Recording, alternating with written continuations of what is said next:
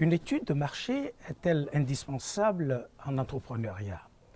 Vous me diriez que c'est une question bête, mais je vous répondrai que la réponse n'est pas aussi évidente et qu'elle est nuancée. Pour répondre à cette question, je commencerai par poser d'autres questions. De quel marché s'agit-il et de quelle étude de marché s'agit-il? J'ai pour habitude de penser et de dire que autant il est difficile pour un politicien en Afrique de se fier aux données d'un sondage politique pour faire de la bonne politique à l'africaine, il est difficile à un entrepreneur, surtout à un jeune entrepreneur, de se fier aux données d'un sondage de marché, un sondage classique de marché pour réussir en entrepreneuriat. En effet, j'observe que nos marchés sont si changeants, sont si mutants que avant que vous ne lanciez véritablement votre affaire, il y a toutes les chances que les données que vous avez recueillies pour analyser et comprendre le comportement d'une population sur un territoire donné, il y a des chances que ces données soient complètement caduques.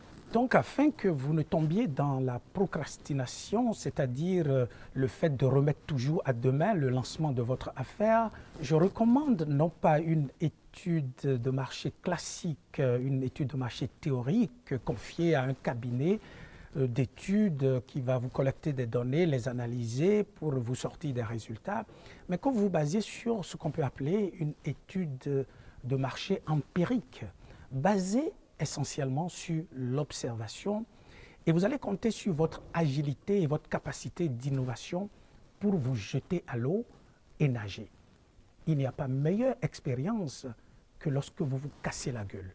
Je recommande vivement, surtout aux jeunes entrepreneurs, de faire cette rapide étude de marché empirique et de se lancer.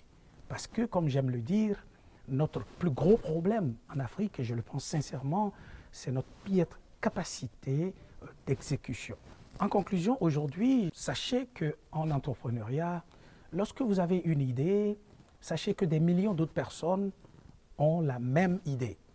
Et donc, l'idée n'appartient qu'à celui ou à celle qui effectivement la met en œuvre. Alors, jetez-vous à l'eau et battez-vous, apprenez par erreur corrigée.